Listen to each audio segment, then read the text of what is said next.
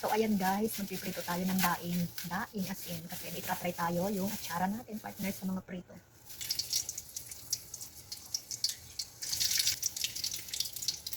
Ito.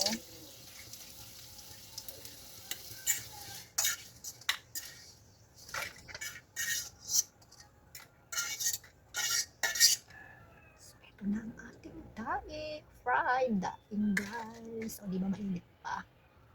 Try natin yung atsarang nabili ko with daing.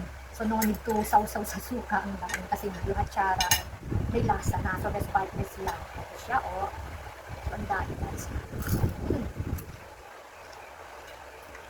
Yung rice ko and then ulit lang. May nag-supply na naman ng ripe papaya. Ito yung seedless. Binalatan ko na guys. Para sa malay ko. Ayan. Ayan guys. So, atsara sa pang-side dish natin. Pantanggal kuman. O diba? Kasi nga sa atsara, nagbabalance yung ano niya.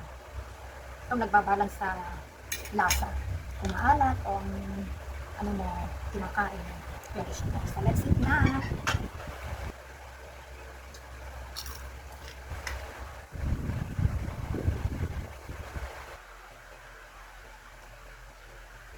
Masarap din siyang iulam sa bagoong.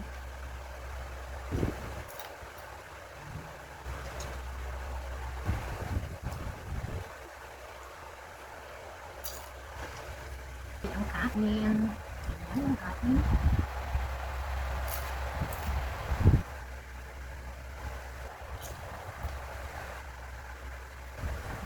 Ang paan natin guys.